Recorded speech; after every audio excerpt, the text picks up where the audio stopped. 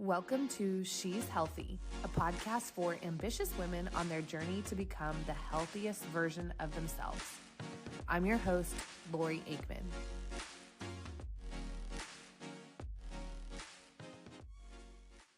All right, on the podcast today, I'm so excited to bring you Rachel Madorsky. She is a best-selling author, speaker, and psychotherapist, and founder of Love Your Life, LLC, a holistic executive coaching and professional development company where she helps women entrepreneurs, visionaries, and CEOs experience more love, peace, and wealth in all its forms.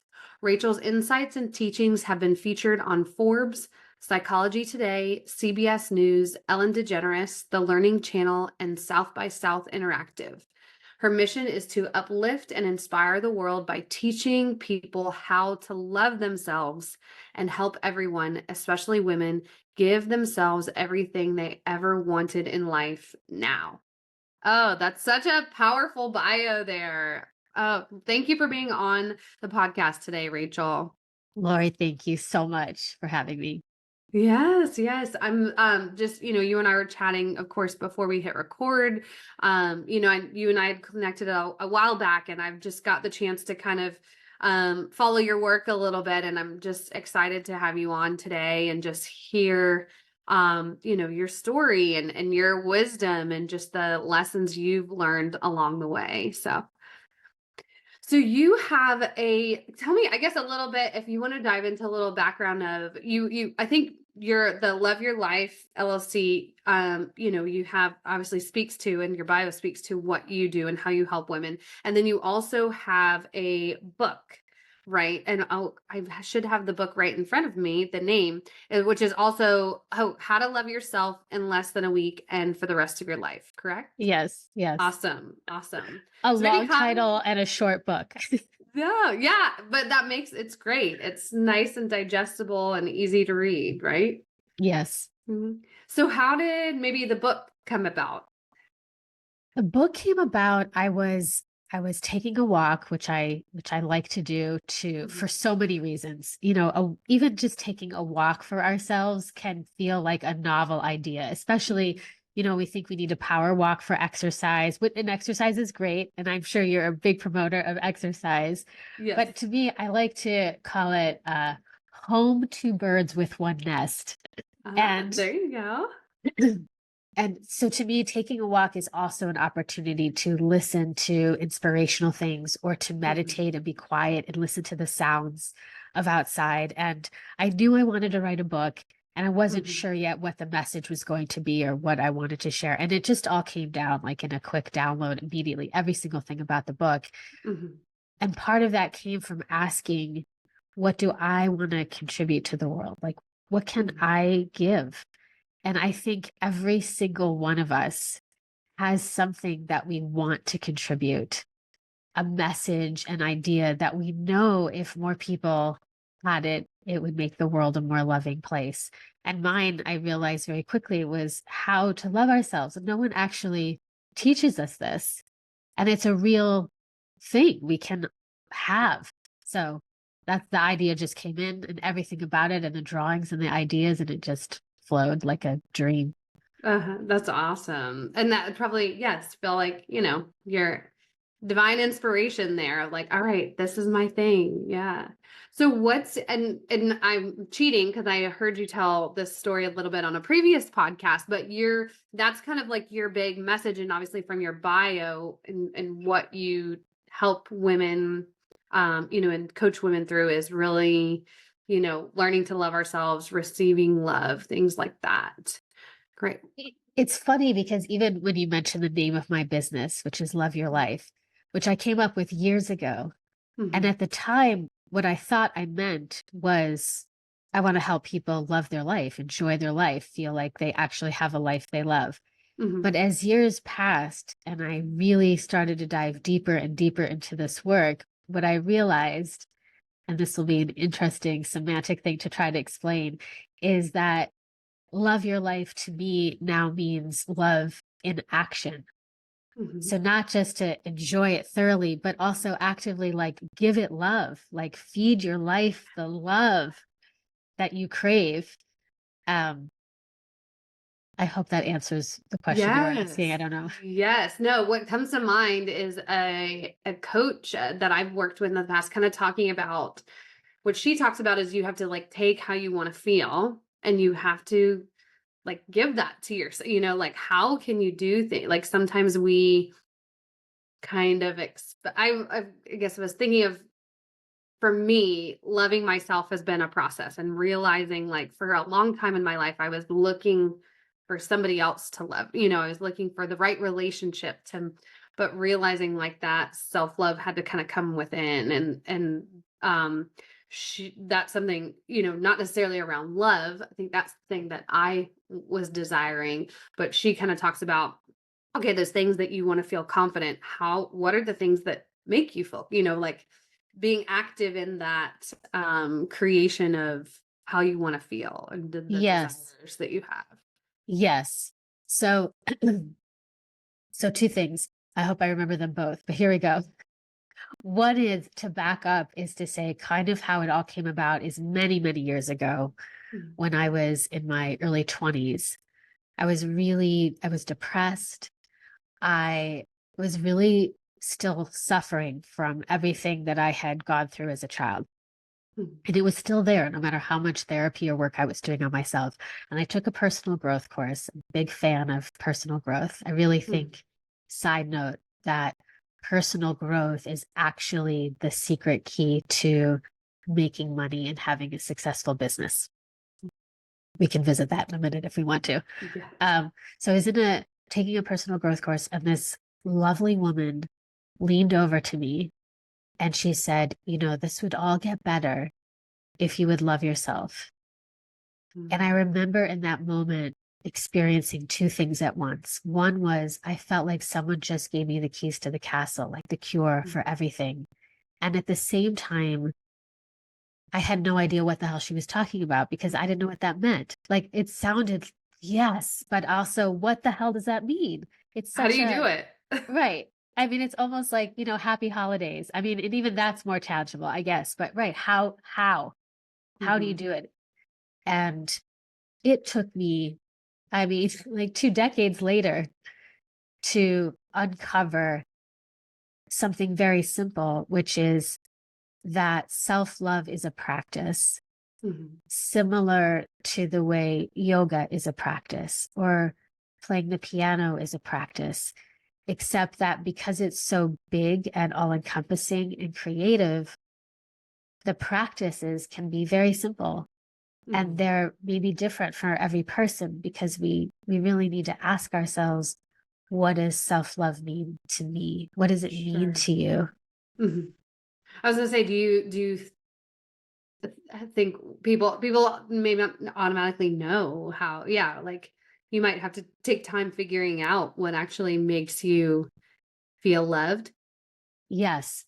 So one of the things I share in my book is this very simple meditation practice. It's very quick. And it's to sit someplace comfortable. And if you can do it outside, great. And really just soften and ask yourself, what is the most loving thing I can do for myself right now? And there will always be an answer. In the beginning, it might take a minute, but there will always be an answer. And then part 2 of the practice is to do the thing, to be willing to say yes to yourself and do the thing. And I know for me and for many women, sometimes in the beginning, the answer is just rest. Rest, relax, slow down. And that's huge. And the more we listen, the more answers come. It's like we're tuning in a little better. Yeah, tune in. And we're so not taught to do that, especially women. I feel like we're so built to give. Yes. And the messages we receive, excuse me, about it's better to give than receive. Or and just everything about giving and everything we do. And it's a circle. And the best giving that we can do is the giving that comes from our own overflow. Because it's so good we want to share. Because we're feeling so good we can't help but make it better for somebody else. But it comes from a way more authentically generous place and a more natural place. Mhm. Yeah. Oh, that's beautiful. One thing that comes to mind, something that I experienced, when I was younger. I was in my 20s, and just my self-love journey, has been a journey along the way, right? Yeah, like starting maybe realizing some of that in my 20s, and now I'm almost 40 here.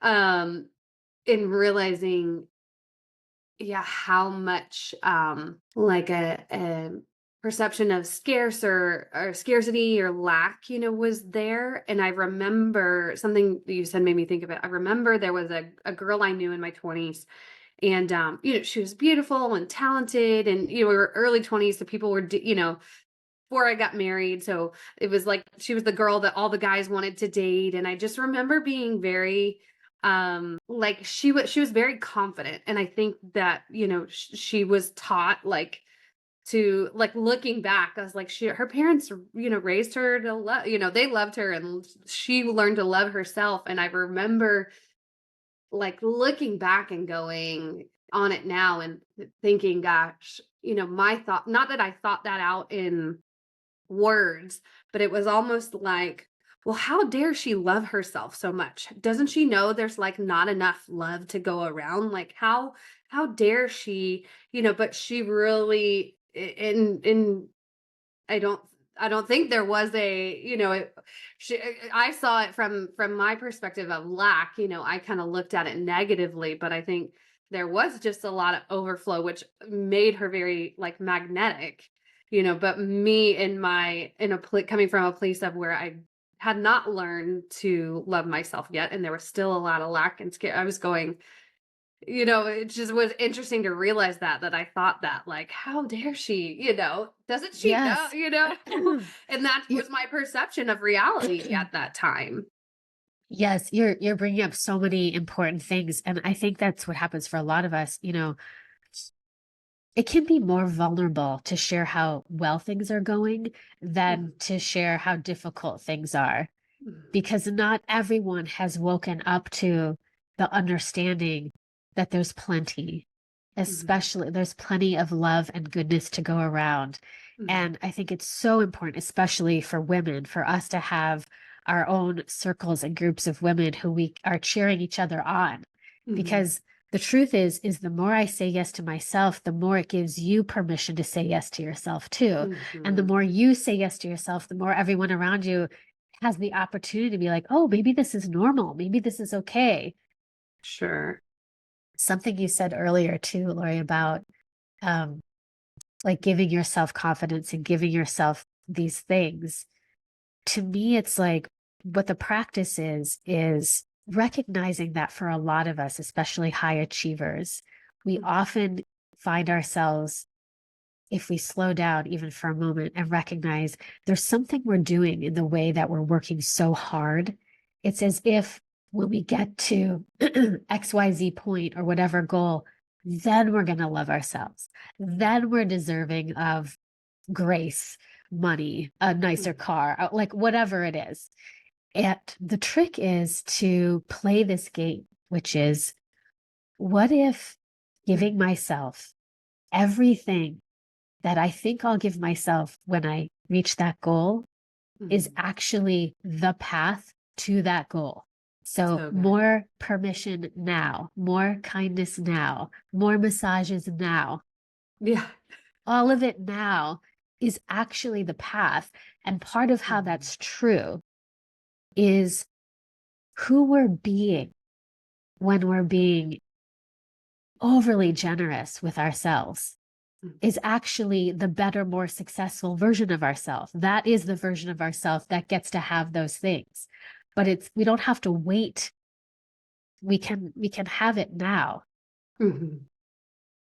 Oh my gosh, this is so good. When you were saying that, I was tearing up a little bit because, you and I were chatting a little bit before. This has been a process, just as a business owner, this has been a process that I've kind of been going through, and I was saying our conversation is so timely for me personally in this season. But that was something that I realized, is that I thought, well, when I have my business, as successful as I feel like I need it to be, then then I'll be worthy.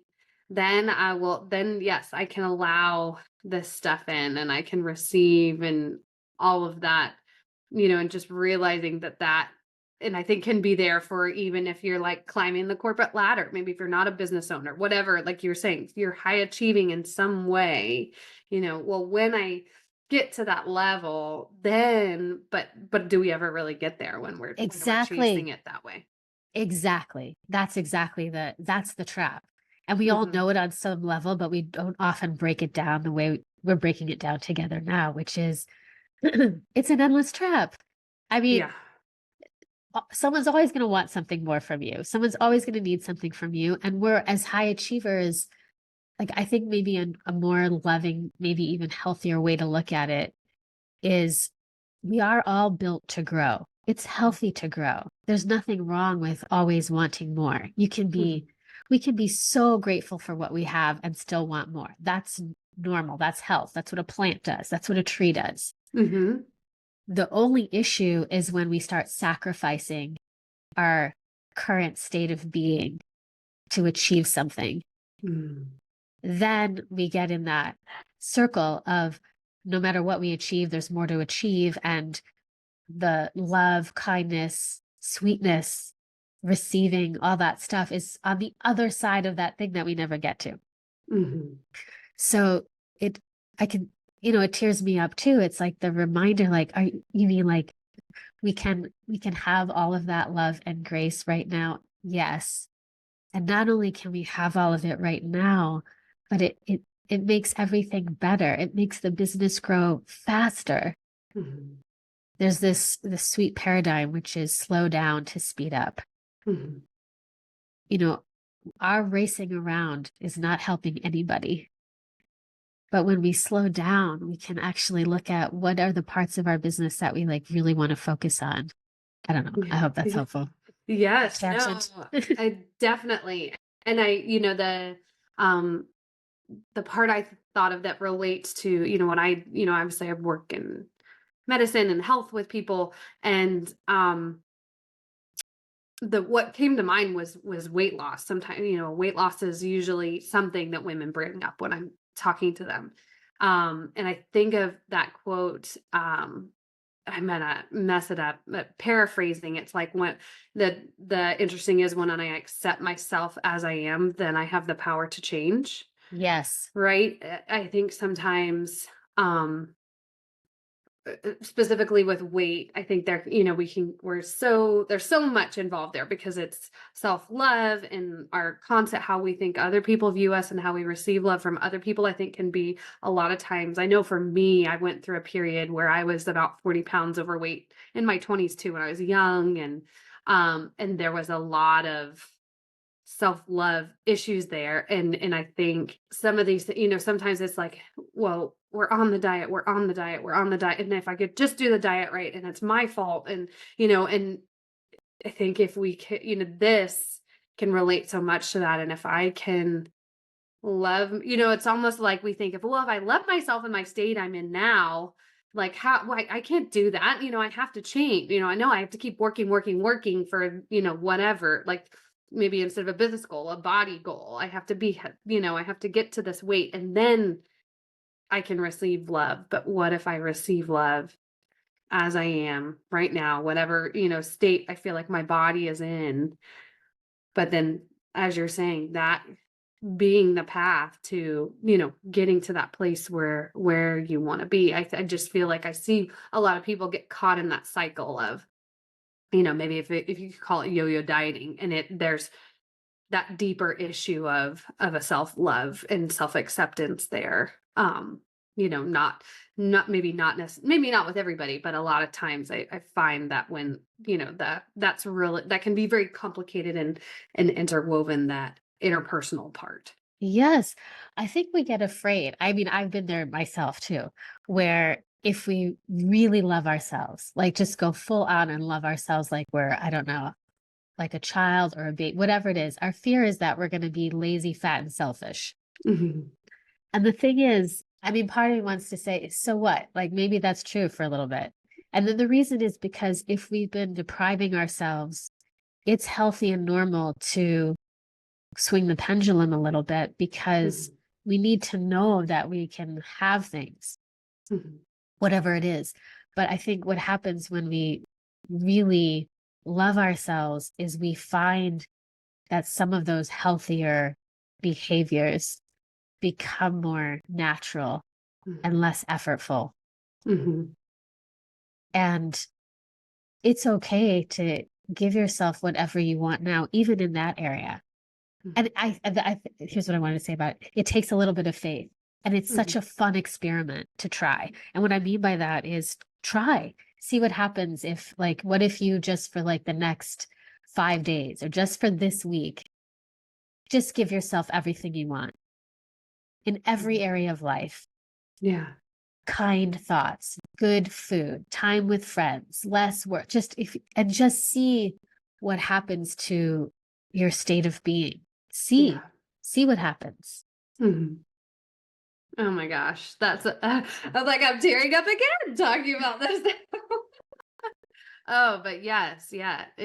I think that's such a wonderful, I was going to say, okay, let me get into the practicals here. What can people do? And that's such a, challenge it. Give yourself a 5-day. Is that what you mean by one of the points you wrote was living a yes life? Is that or is that a different principle? Yes, no, it's like, one time I love writing on a giant whiteboard. It helps me sort my thoughts. And one time I wrote, I give myself everything I want because I love myself, just as a hypothesis. And I just started writing down all the things that I would give myself.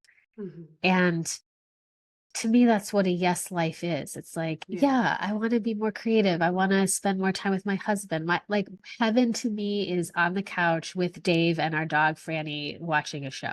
Like, that is heaven to me. Or more art, or more comedy, or whatever it is.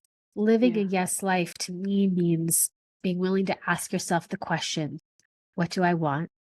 What would I love?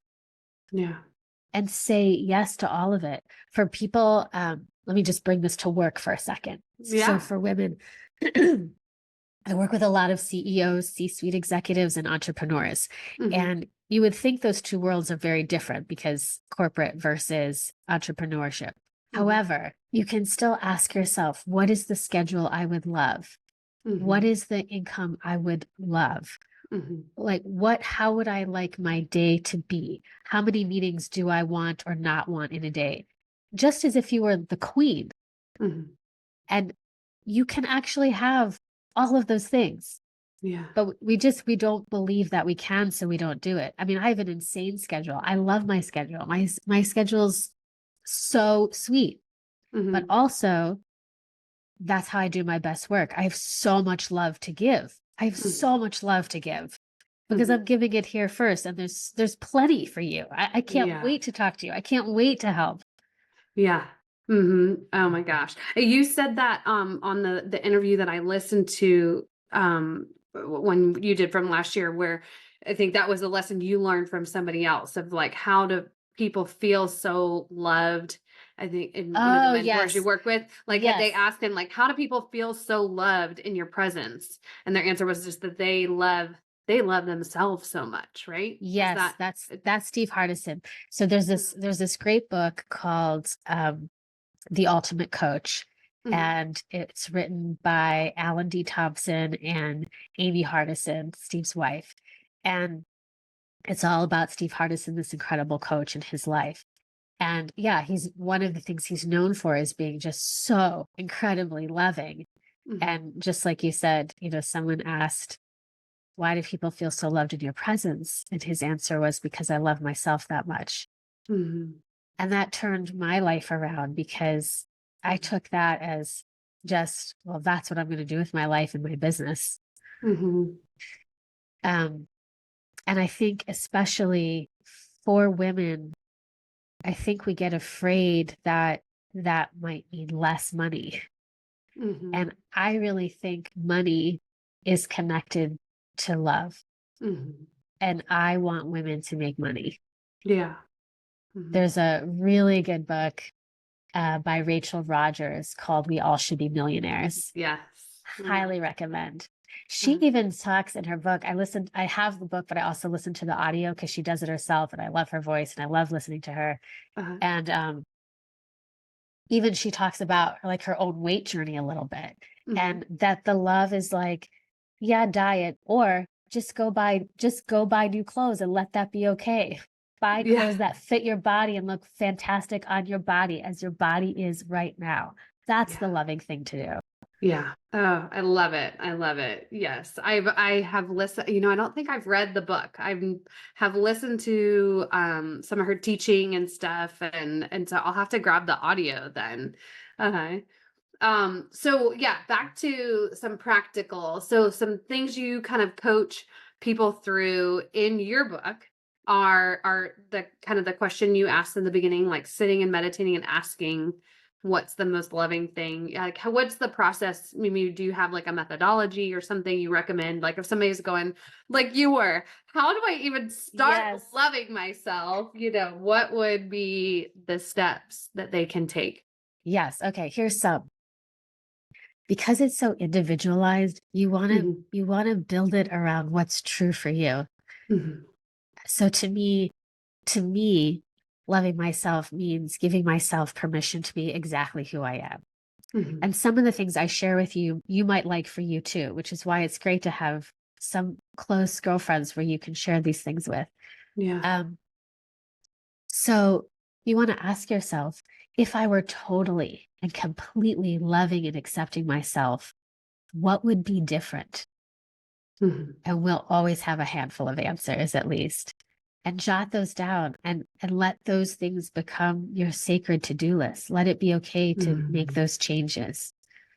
Um, I have so many things in my book that you can do, but one of the chapters is 11 self-love practices you can do in 3 minutes or less.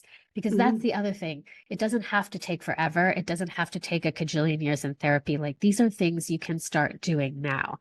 And Sure. so for me, one of the first things I did when I decided I was going to love myself, even though I had no idea how, was I started buying myself flowers at the grocery store. It was so Mhm. simple.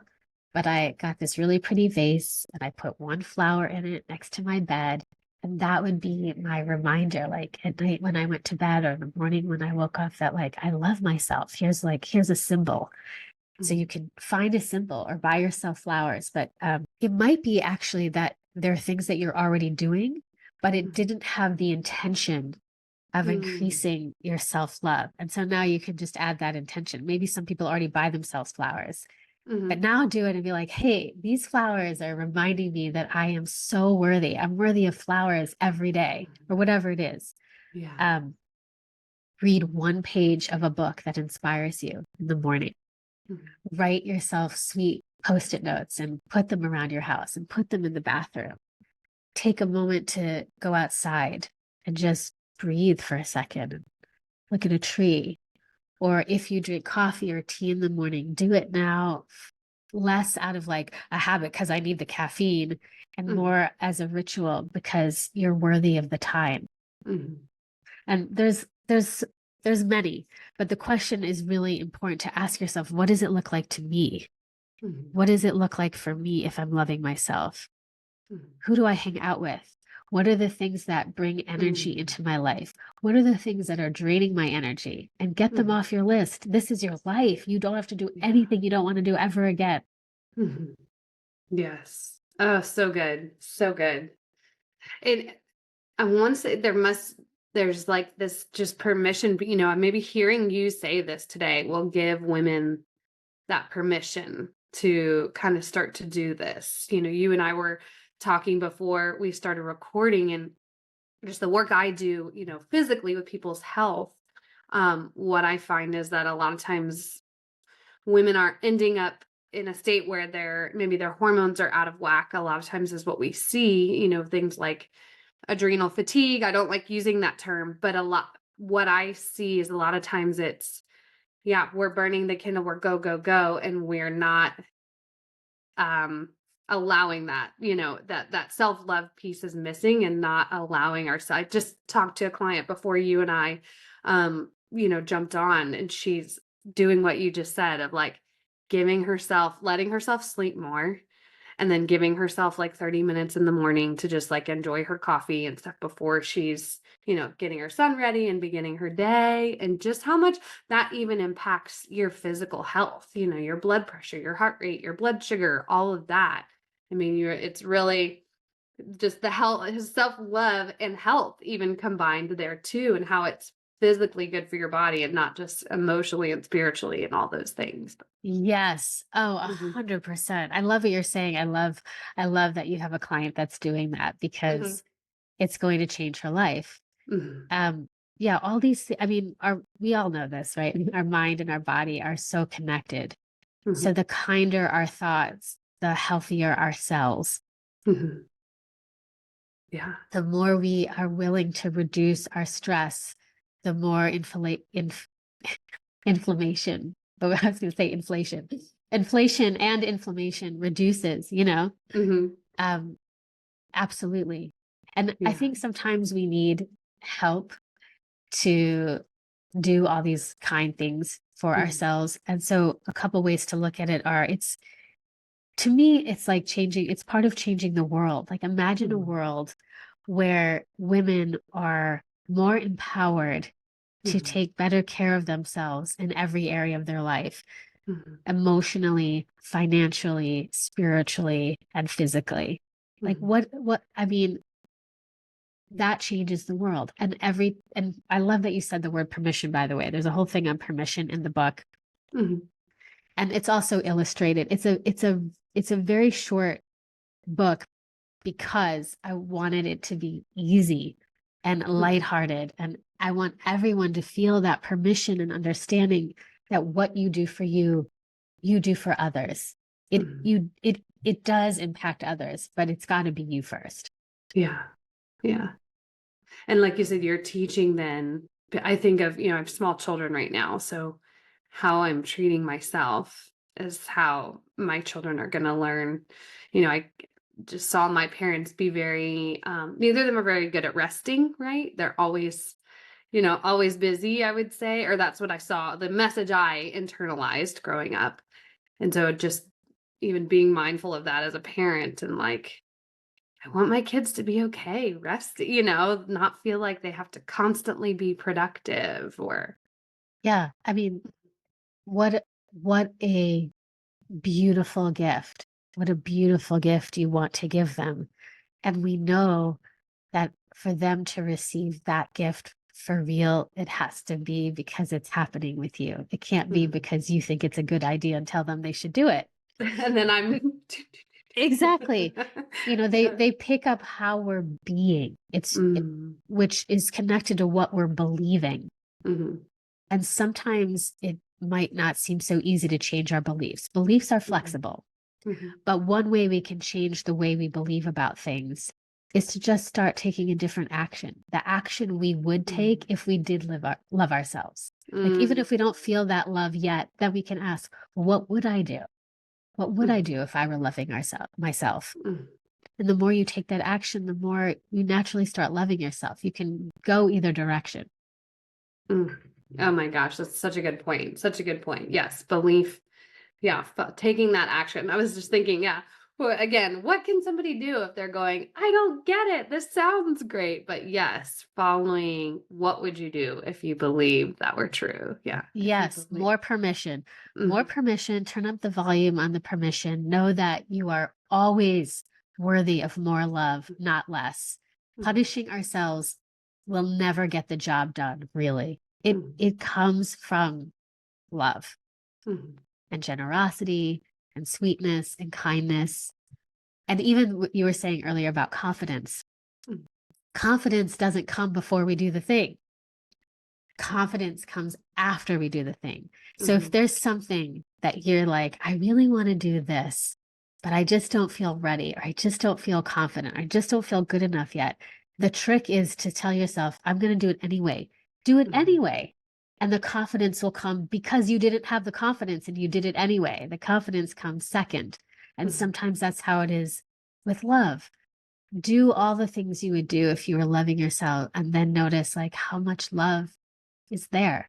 Oh, I feel like we could just go on and on and on and on about this topic. So good. So obviously a first step people can take if they, just this is speaking so much to them, as I think every woman that listens to this will probably resonate with. But checking out, we've got your book on Amazon, that we'll put the link so they can grab it there. And I think it's available. Yes, that's what it looks like if you're watching the video. And is it available on Kindle version too? Like It's paper copy? available everywhere. There's Yeah. also an audio version, Oh, nice. which is, I've heard, very soothing. Yeah. But I love the book version because there's all these doodles and pictures that like Yes. help make it light and fun. But it's Mhm. everywhere, and it's every version, and also a portion of the proceeds go to support women and children around the world. Amazing. But get it for yourself first, because Yeah. give it to your best friend, but give it to you first because you deserve it. And one last little exercise I'll share that I got from Rachel Rogers is make a list of everything you would do if you were being really bad. I do this with clients a lot. Like, okay, if you were just going to be really bad, what would you do? Mm-hmm. And what's so fascinating is you will see that there's nothing really that bad on the list at all. It's just the things we haven't been giving ourselves permission to do. Yeah. But it'll help you see what's there. Anyway, you deserve love, more love for you. More love for you means more love for everyone else. So more love for you. Yes. I'm like, amen. Amen. Let's hear more. Amazing. So Rachel, if I've got your website, your Instagram, and your LinkedIn, we'll all put, and it looks like you're just at Rachel Madorsky on all of those, correct? So we'll put that on in the show notes so people can go, and the link to the book. So do you want to speak to real quick just the type of, I know you mentioned the type of women that you coach, just somebody's hearing this and wants to work with you, what does that look like? I work with a handful of women each year because the work we do is really powerful and life-changing. And it's for women that are ready to have someone cheer them on and help them say yes to themselves in every area of their life. And if that's something that you want to give yourself, you can go to my website, which is rachelmadorsky.com, send an email, and we'll connect and we'll talk and we'll see if it's a hell yes for you.